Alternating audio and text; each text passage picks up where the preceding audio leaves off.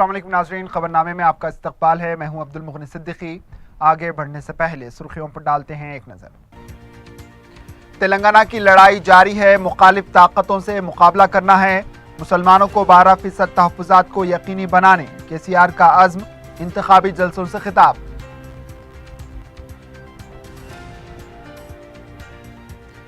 मुसलमानों को 12% तहफ़्फ़ुज़ात की बीजेपी मुखालिफ। बीजेपी इक़्तिदार में आने के बाद 17 सितंबर को सरकारी तौर पर मनाएगी, अमित शाह का ऐलान।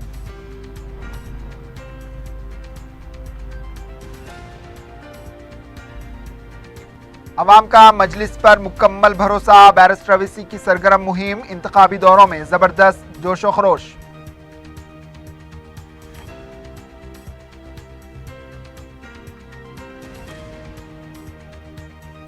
और टीआरएस हुकूमत ने अवाम को धोखा दिया और लूटा। अवामी इत्तेहाद हुकूमत के केसीआर को जवाबदाह बनाएगी, कांग्रेस का दावा।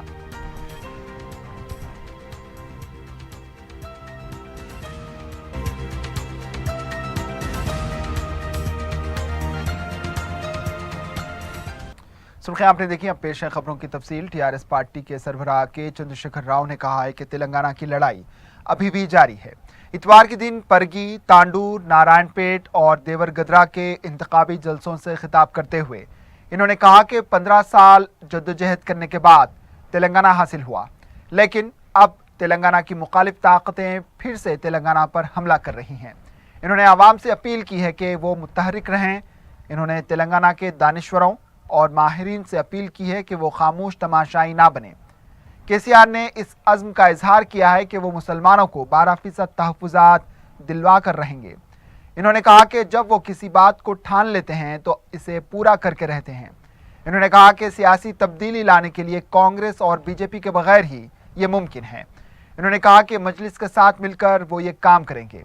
केसीआर ने चंद्रबाबू नायडू को पागल करार दिया। इन्होंने कहा कि चंद्रबाबू नायडू का ये दावा है कि हैदराबाद की तामीर इन्होंने की है, जबकि इसकी तामीर कुली कुतुब शाह ने की थी। इन्होंने सोनिया गांधी को भी निशाना बनाते हुए कहा कि आखिर सोनिया गांधी को तेलंगाना आवाम को देखकर तकलीफ क्यों हुई, इसका खुलासा नहीं हुआ। केसीआर ने कहा कि कांग्रेस के पास ताकत नहीं है, इसलिए वो चंद्रबाबू नायडू के कंधों पर सवार हो रही है। इन्होंने कहा कि सोनिया गांधी ने आंध्रा को खुसूसी दर्जा देने का ऐलान किया है, तो फिर तेलंगाना को क्या देंगे, इसका ऐलान करें। केसीआर ने सवाल किया कि अगर कांग्रेस दोबारा इख्तिदार में आती है तो फिर आंध्रा और तेलंगाना के दरमियान पानी के मसले पर चंद्रबाबू नायडू किसके हक में काम करेंगे। इन्होंने आवाम से अपील की है कि सोच समझकर वोट दें और टीआरएस के उम्मीदवारों को कामयाब बनाएं। मुसलमानों का जहां तक रिजर्वेशन का ताल्लुक है, आप जानते हैं केसीआर क्या चीज है। किसी चीज को पकड़ा तो बिल्कुल हासिल करके रहेगा। इतना बड़ा तेलंगाना ही मैंने हासिल किया। अब जो सरकार बैठा हुआ है दिल्ली में, वो लोग मुसलमानों के खिलाफ है, करना नहीं चाहते। यहां से हमने भेज दिया, असेंबली में रिजोल्यूशन पास किया, कैबिनेट में पास किया। 30 बार मैं खुद वजीर आला से मिला दिल्ली। मैंने कहा ये सब छोड़ो, ये बिल्कुल कंसेशन छोड़ो, आप देखो देखो बोले तो नहीं किए। इसीलिए मैं आज कह रहा हूं, हिंदुस्तान के सियासत में तब्दीली आना चाहिए। तब्दीली इस तरह आना चाहिए, नॉन कांग्रेस नॉन बीजेपी सरकार जरूर बनना चाहिए। अभी जीतेंगे आप लोगों की दुआ से, फिर पार्लियामेंट इलेक्शन में भी सारे एमपी हम लोग जीतेंगे। हैदराबाद में असदुद्दीन ओवैसी साहब जीतेंगे, 16 एमपी हम लोग जीतेंगे, पूरा 17 एमपी मिलकर हमारे हक के लिए जो रिजर्वेशन हासिल करना है, ये नॉन कांग्रेस नॉन बीजेपी सरकार को बना के हम अपने काम उठा सकते हैं, हम फायदा भी उठा सकते हैं। टीआरएस पार्टी की मंशूर कमेटी के सदर के केशव राव ने टीआरएस के मंशूर के मुसव्वदे की कॉपी केसीआर के हवाले की। मुख्तलिफ तबकात की नुमाइंदगियों और तजावीज़ का जायजा लेने के बाद टीआरएस की मंशूर कमेटी ने उनका अहाता करते हुए मुसव्वदा तैयार किया है, जिसको एक रिपोर्ट की शक्ल में केसीआर के हवाले किया गया। केसीआर इसका जायजा लेने के बाद बहुत जल्द टीआरएस मंशूर का ऐलान करेंगे।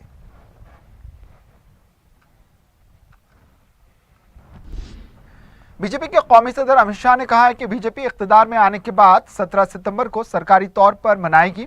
तेलंगाना के मुख्तलिफ असेंबली हल्के निर्मल, परकाल, सिद्दीपेट, दोबाक में इंतखाबी रैलियों से खिताब करते हुए कहा कि मजलिस के खौफ से टीआरएस पार्टी 17 सितंबर को सरकारी तौर पर नहीं मना रही।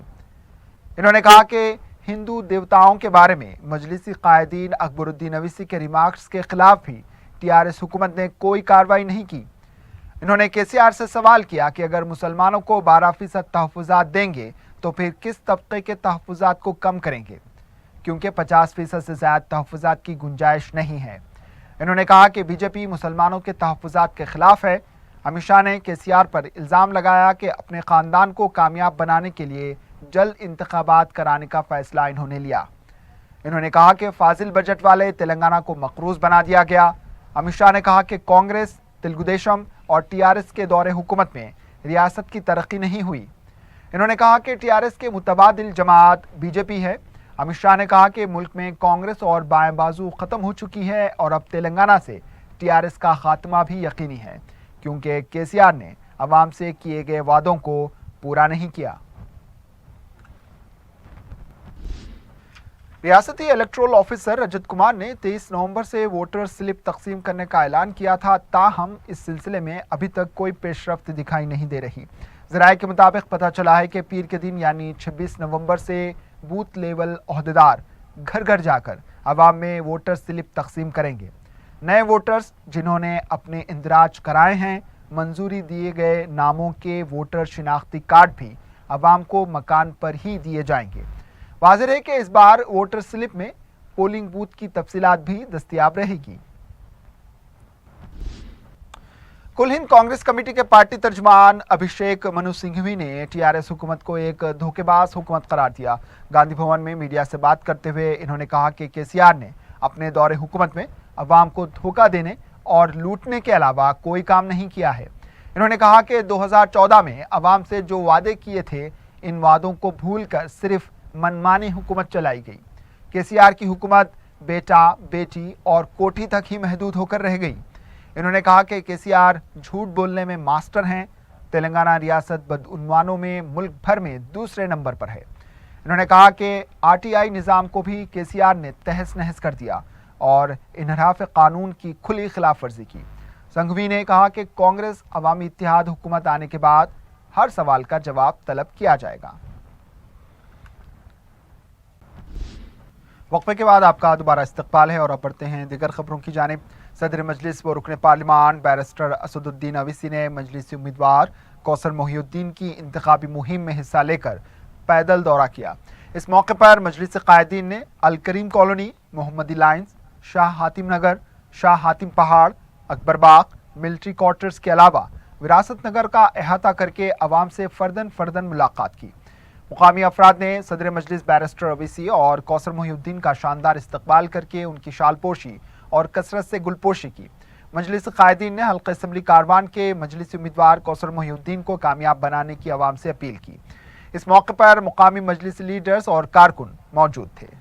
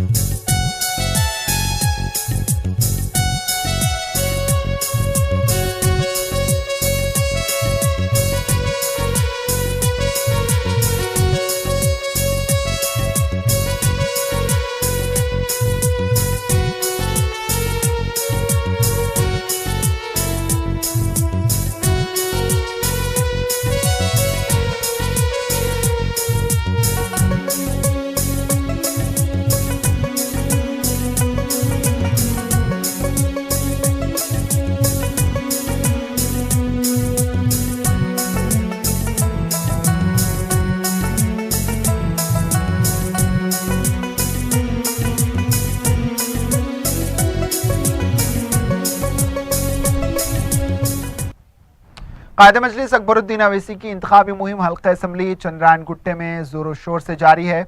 इतवार के दिन अकबर अवैसी ने ललिताबाग डिवीजन का पैदल दौरा किया। समाज का हर तबका और हर फर्द अकबर अवैसी की मुहिम में बढ़ चढ़ कर हिस्सा ले रहा है। मोहम्मद नगर, जावेद नगर, अकबर नगर, कुमारवाड़ी कॉलोनी, जमाल कॉलोनी, रक्षापुरम, अली नगर, ज्योतिबाग, राजू नगर और दिगर इलाकों का पैदल दौरा करते हुए अवाम से मुलाकात की। अकबर अवैसी की हरकियाती नुमाइंदगियों पर हल्के में हुए करोड़ों रुपए के तरक्याती कामों से अवाम में मसरत पाई जाती है। अवाम का गैर मामूली रद्दअमल और जोश व खरोश अकबर अवैसी की एक और बार रिकॉर्ड कामयाबी की अलामत समझी जा रही है। अवाम ने कायद मजलिस का वालिहाना इस्तकबाल करते हुए उनकी गुलपोशी की। मजलिसी कॉरपोरेटर्स के अलावा कारकुनों की कसीर तादाद इस दौरे में शामिल थी।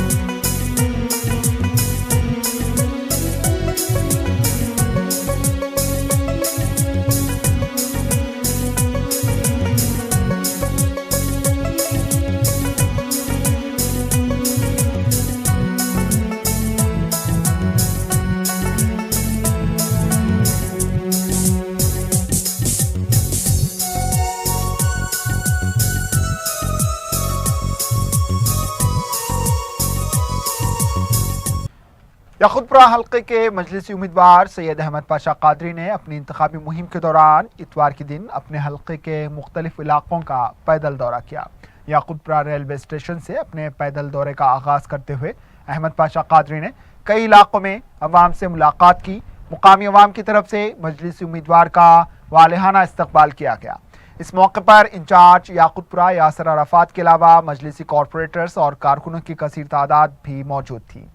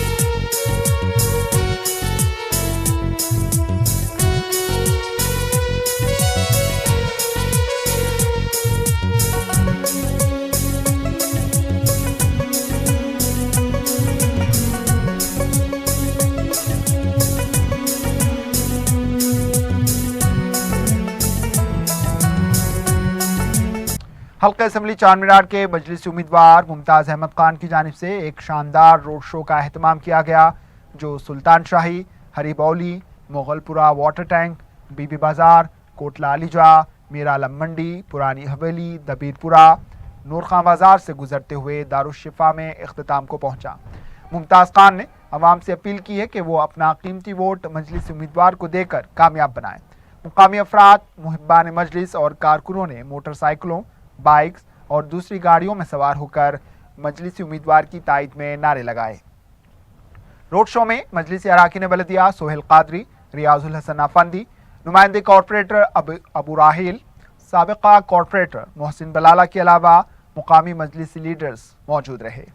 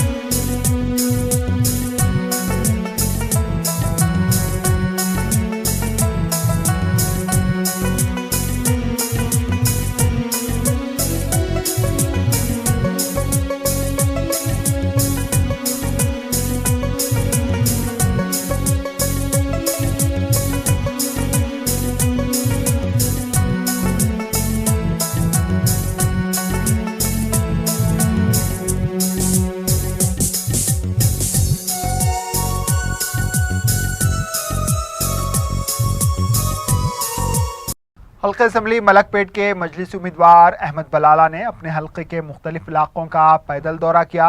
इन्होंने दौरे का आगाज आजमपुरा के पार्टी ऑफिस से किया और शिफा मस्जिद, आजमपुरा, चमन व कुंटा, हरीबाग, रसूलपुरा और इसके अतराफ व अकनाफ के इलाकों का अहाता करके मुकामी अफराद से फर्दन मुलाकात की और उनके मसाइल दरियाफ्त किए। मुकामी अफराद ने उनका शानदार इस्तकबाल करते हुए उनकी शालपोशी और कसरत से गुलपोशी की। इन्होंने मुकामी अफराद से उनके मसाइल दरियाफ्त किए और एक सोई का तयक़ुन दिया है। इन्होंने मुकामी अफराद से मजलिस के उम्मीदवार को कामयाब बनाने की अपील की। बाद में इन्होंने सदर मजलिस व रुकन पार्लिमान बैरिस्टर असदुद्दीन अवैसी के साथ आजमपुरा डिवीज़न के माबाकी इलाकों का दौरा किया। मजलिस कायदीन ने अंजुमन महदविया चंचलगुड़ा का भी दौरा करके हजरत मौलाना सैयद अत्तन साहब से मुलाकात करके दुआओं की दरख्वास्त की। उनकी मुलाकात महदवी बरादरी के दूसरी उलमाए दीन से भी हुई है। इस मौके पर मजलिस के नुमाइंदे कॉरपोरेटर SM अबरार के अलावा सरगर्म मजलिसी लीडर्स, मुकामी मजलिसी लीडर्स और कारकुनों की कसीर तादाद मौजूद रही।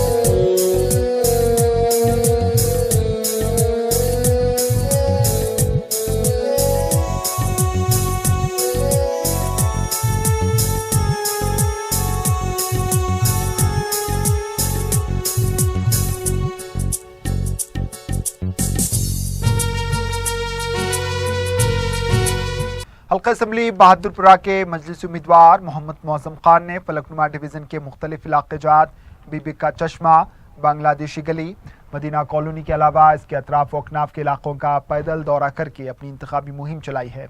इस मौके पर मुकामी अफराद ने उनका शानदार इस्तकबाल करके गुलपोशी की और उनसे पीने के पानी के मसाइल की आजिलाना यकसोई के लिए इजहार तशक्कुर किया। वाज़ेह है कि मुकामी अफराद को पीने के पानी के मसाइल दरपेश थे, जिस पर मौज़म खान ने मजलिस की जानिब से नुमाइंदगी करके इस प्रोजेक्ट को मुकम्मल किया। इस मौके पर मजलिसी कॉरपोरेटर हुसैनी पाशा और नुमाइंदे कॉरपोरेटर्स अब्दुल हन्नान और मोतीलाल नायक के अलावा मुकामी मजलिसी लीडर्स, कारकुनान और मुहिब्बान मजलिस की कसीर तादाद मौजूद थी।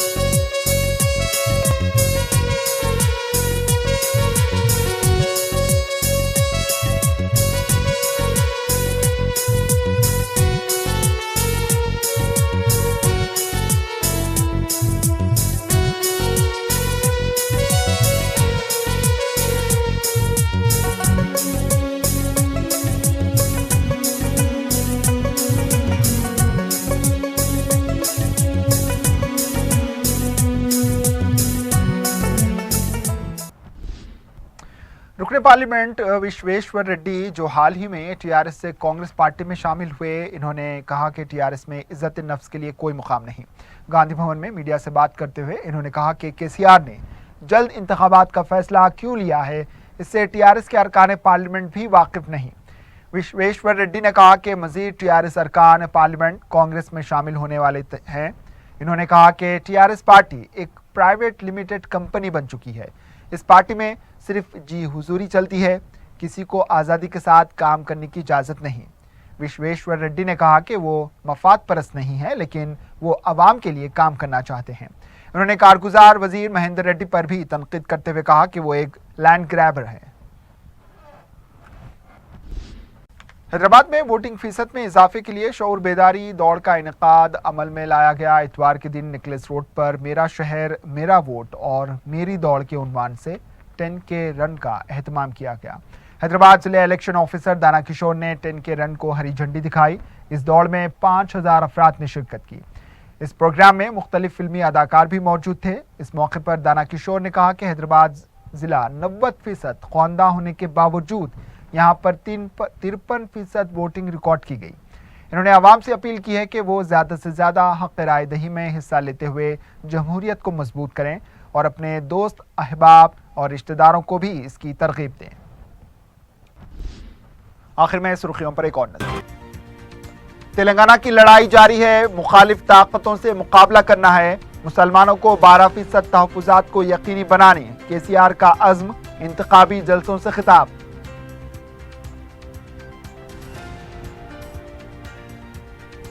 मुसलमानों को 12% तहफ़्फ़ुज़ात की बीजेपी मुखालिफ। बीजेपी इख्तिदार में आने के बाद 17 सितंबर को सरकारी तौर पर मनाएगी, अमित शाह का ऐलान।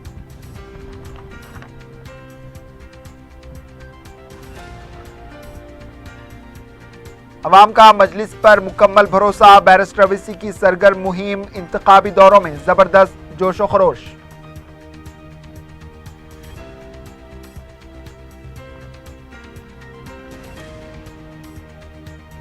और टीआरएस हुकूमत ने अवाम को धोखा दिया और लूटा।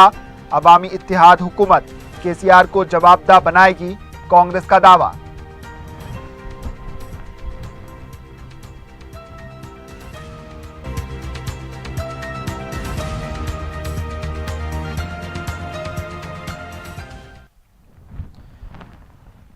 इसी के साथ खबरनामा इख्तिताम को पहुंचा। दीजिए इजाजत। अल्लाह हाफिज।